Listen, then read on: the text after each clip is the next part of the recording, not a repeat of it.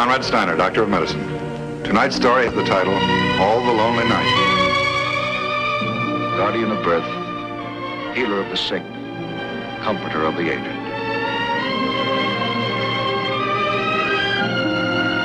And the qualities of the worthy physician are three: the eye of an eagle, the heart of a lion, the hand of a woman.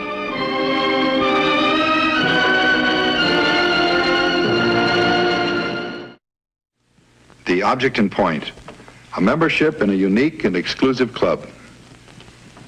The case in point, Helen Varecka. She's 27 years old, unmarried. She's a teacher in the public schools. Her particular medical problem started some time ago. It has now progressed to a most critical point. As a matter of fact, it now threatens her very life. But Helen Varecka doesn't seem to care one bit. Her fondest hope is to die. The sooner the better. Sweet little thing. Poor worried little thing. Poor Helen. Yes, so worried. So serious. And her sister, so charming, happy-go-lucky. But poor Helen, like a monkey, like a sad, nervous little monkey. Poor worried little thing. Has the family been notified yet? No living relatives. I called her personal physician, Dr. Hershon. He's on his way in. Good. I'd like her to have another IV in 2 hours. The same, 5% glucose and water. Yes, doctor?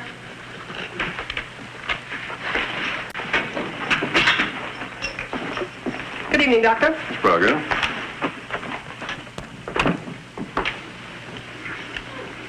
Sorry to break up your evening, Dr. Hershon. Hope you found time to finish dinner. I got through the main course. How's she making out? Not much change since I spoke to you on the phone. She's going to need more whole blood, that's for certain. I've ordered up 4 units. She's not very cooperative. Won't communicate at all. Helen, how are you feeling? Helen, are you feeling better now? Why did you come? To help you. I've been through all that. I don't want any help. I understand how you feel. You do not. Nobody understands. You're sick, Helen. You're not going to get over this by yourself. More pain? Has she had anything for pain? Morphine, grain, a quarter, 3 hours ago. Another quarter grain of morphine to start. Something to ease the pain, Helen. I'll be back to see you in a few minutes.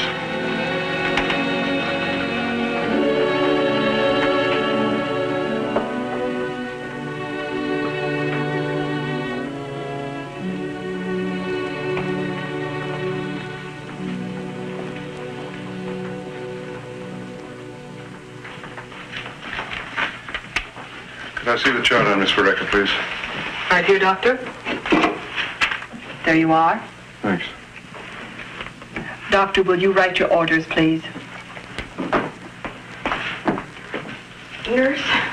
Oh, I'm sorry, Miss Conley. Almost forgot you. Dr. Hershon, this is Miss Conley. She's a close friend of the patient. Happy to meet you, Doctor. How's poor Helen getting along? Is she any better? Well, it's a little difficult to say, Miss Conley. I don't know how familiar you are with her condition. Oh, I've known about it 2-3 years. Helen and I are good friends. We went through teachers' college together. I see. We shared an apartment up until, 6 months ago. And then she finally became so depressed, she told me that, well, the way she was, she just wasn't fit to live with anybody. Poor Helen. Has she been living alone since she left the apartment? Uh-huh. She moved way out to the west side of town, a rooming house. She had to quit her job, live off her sick leave compensation. She won't see anybody, won't answer the phone. Lanity says she hardly ever leaves the room. Not very encouraging. There's no other way. She has to have the operation. She should have had surgery 3 months ago. The colon, the lowest section of the large intestine, was very badly ulcerated. It was past the stage where medication would help. During the past few years, we've tried everything we know. Bed rest, antibiotics, ACTH, other medical therapies. All possible treatments. You can imagine what a condition is today. The worst stages of diarrhea. elimination 30 to 40 times a day, loss of blood, loss of weight, pain, fatigue, depression. Why is she so afraid of an operation? It's not the operation she's afraid of, Miss Conley, it's the result. You see, in cases like this, the tissue is so ulcerated, so disintegrated. The entire colon and the rectum must be removed. Oh, my. That means that the passage of solid waste material from the body must be rerouted. We do this by creating a new exit in the lower abdominal wall, which is fitted with a specially designed container. Surgically, we term this procedure an ileostomy. Oh, I guess that would be pretty hard to accept. It is, to begin with. But after a while, just about all of them adjust to it. Paralysis, blindness, loss of an arm or leg. Most human beings can adjust themselves to almost any misfortune. Let's hope Helen is one of them. Poor, poor girl. How did it start, Doctor? Do you know? Was it like some kind of an infection or something? No, it happened much the same way a tense person can develop a type of ulcer in the stomach. In Helen's case, we term it a psychosomatic disorder. Then that's why she was going to see that psychiatrist for a while. Yes, that's right, Dr. Navarro. It's his impression that Helen's disorder started with a deep-seated personality problem, something that probably stems back to her childhood. Unfortunately, she hasn't been going to Dr. Navarro regularly enough for him to be of any real help to her. If she'd only listen to reason. That reminds me. Excuse me a moment, please. Yes, certainly. Miss Praga, would you get in touch with Dr. Philip Navarro, the psychiatrist? All right, Doctor. If you can't get a hold of him, leave a message, will you? I'd like to have a consultation with him about Helen Vereka as soon as possible. Yes, Doctor. Doctor, I don't want to make a pest out of myself. There's just one more thing I wanted to ask. Certainly, Miss Conley. What if Helen keeps refusing to have the operation? Suppose she won't change her mind. Well, there's nothing we can do. We can't force her to submit to surgery. Then it's all up to her. Either she has the operation or...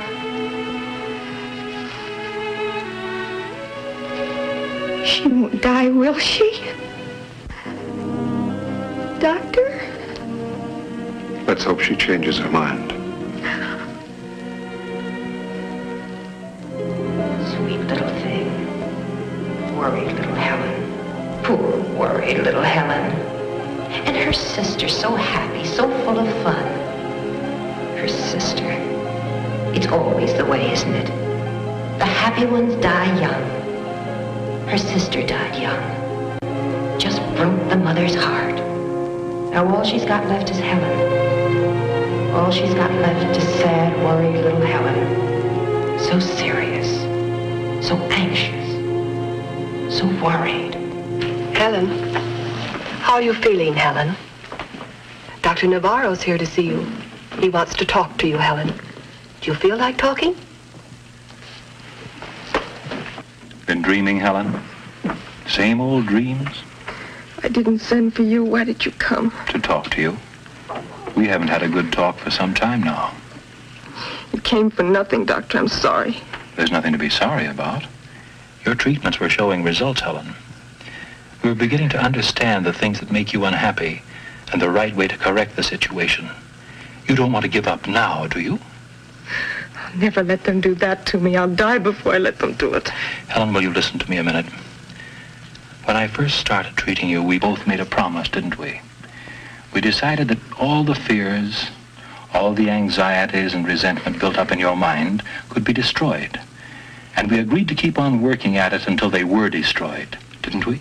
I didn't agree to this operation. I'll never agree to it. You have a very real problem, Helen. And you won't solve it by trying to run away from it. Well, I am running. And I'll take my chances. If I'm wrong, I don't care. I'd rather be dead than made over into some kind of a freak. Plastic bags glued to your skin. Odorless powders. Special dresses so people don't know what's underneath. It's filthy. It's horrible, dirty, filthy. Helen, listen to me. Get out of here. Leave me alone. Get out.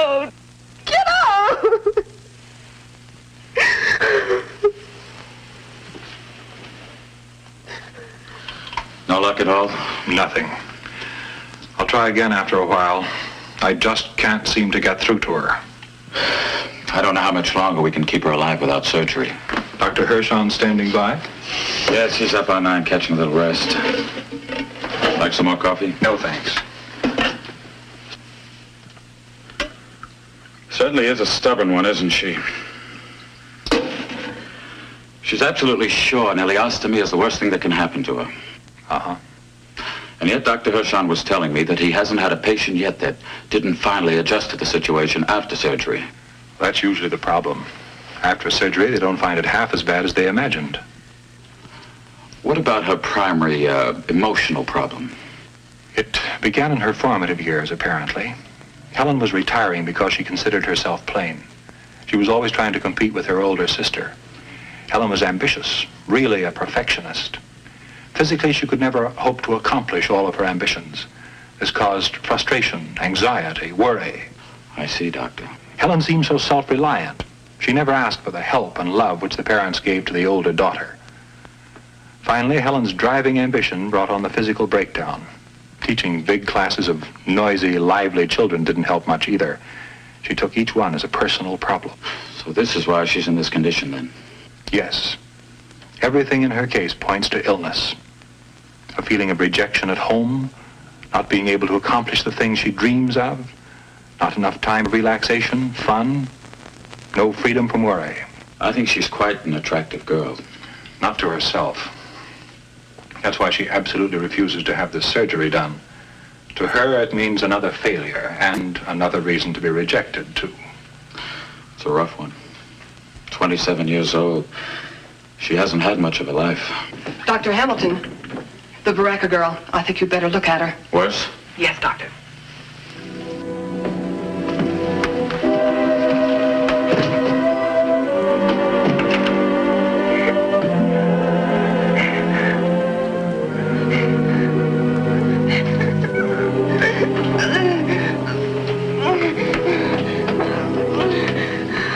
Keep your arms still, dear. You'll pull the needle out.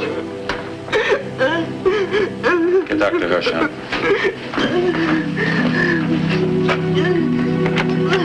Oh, I can't stand it. For God's sake, stop it. Oh. Easy, Helen. Easy now. Everything's gonna be all right. Oh, stop it. Please make it stop.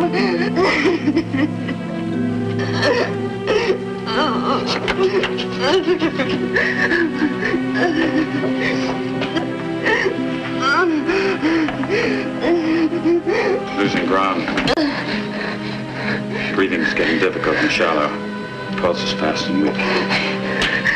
She can't keep alive on transfusions. Oh, stop it. Oh, my stomach. My stomach. Won't somebody please make it stop? Helen, listen to me. We can stop the cramps, all the pain. Do you understand? We can stop the pain now. Oh, please. Please stop it. We will. You'll never have it again. But you have to help us, Helen. We need your help. I can't help. You can. But we must have your consent to operate. And we have to operate to stop all this. Will you say it's all right? Do we have your consent to operate? No, you can't. No operation. Helen, listen to me. No. Stop the pain. That's all. Stop the pain. Stop the pain.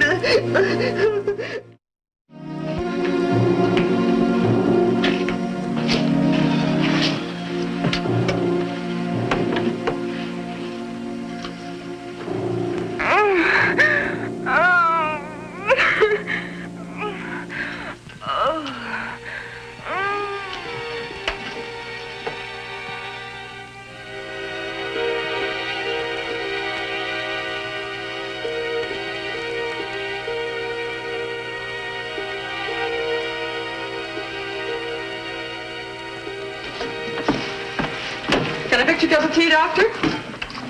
No, thank you. How's Dr. Hershon doing?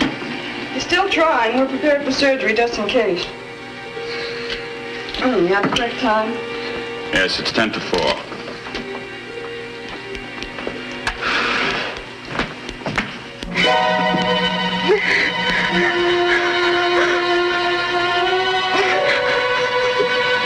Helen.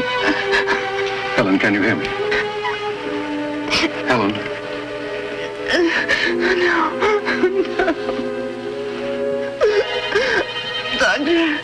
Doctor. What is it? I'm right here. No more. No more. Do it. Do it. Anything. Operate. Please operate. Oh. After the removal of the ulcerated tissue, the peritoneum muscle, fascia, and skin were closed in layers in the usual manner. Ileostomy, having been brought out of the previously selected area in the lower right side of the abdominal wall, was covered with a plastic bag sealed to the skin. 4 transfusions were given during the course of the 4-hour and 15-minute operation. The specimen, consisting of the entire diseased colon and rectum, was sent to the laboratory for examination. The operation was successful.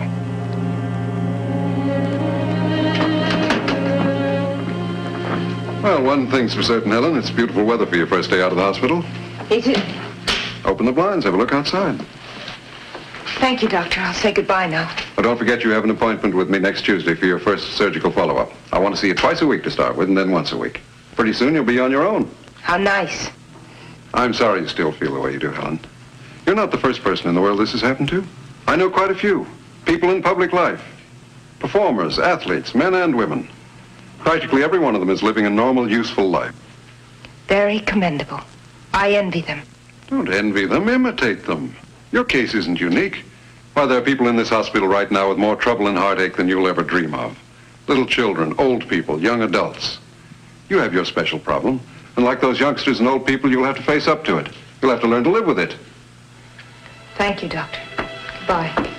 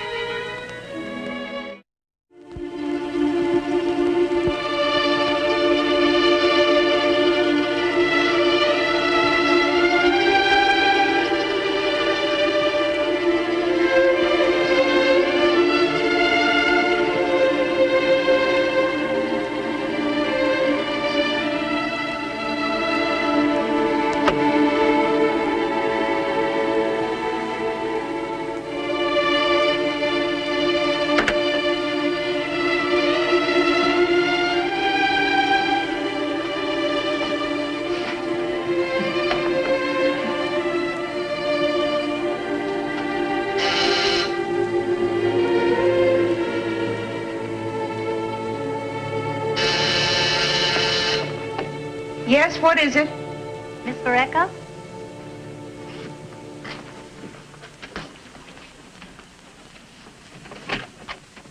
Yes? Oh, Miss Varecka, I'm Marion Castle. I'd like to talk to you for a minute, if you don't mind. What about? What do you want? Well, it'll only take a few minutes. It's personal. May I come in, please? Well, I'm sorry, but I'm not feeling too well today. What is it you want? Well, I'm a friend of Dr. Hirschon's. Please, I've come quite a long way to see you. Please, may I come in?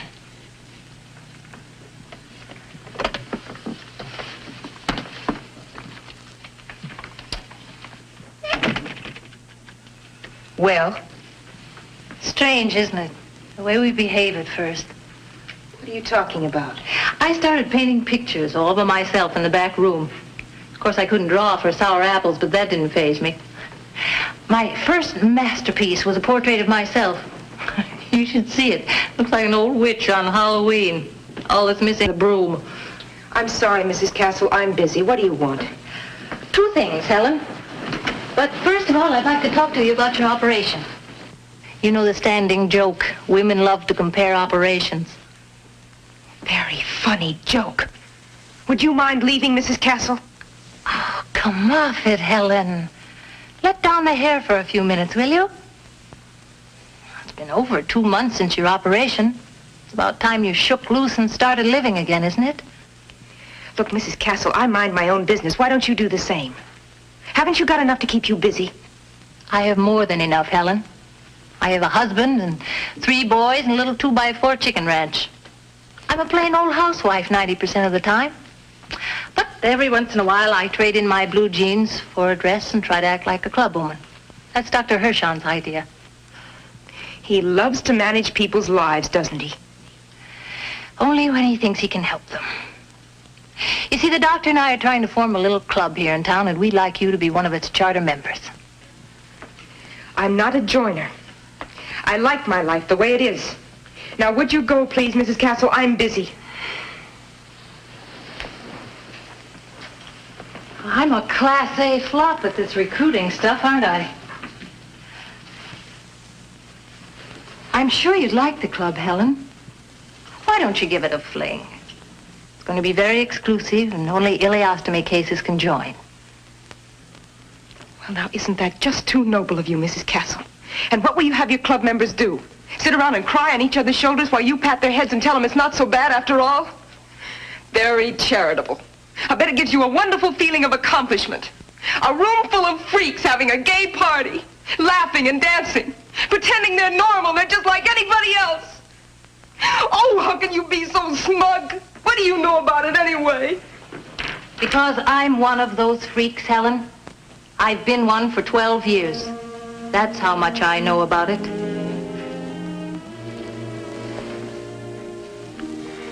12 years? The very same operation you had, and I felt just as bad as you do right now. Everybody does. Look, forget the dramatics, Helen. I'm simply asking you to join us tomorrow night. I think you'll get a kick out of it. I think it'll help you. There'll be, about a dozen people there, all ileostomies. Think it over, won't you? We'd love to have you come. I don't think I can make it, but thanks anyway. Well, I'll leave the address just in case. It'll be around 8 o'clock. Goodbye, Helen. Nice meeting you. Goodbye.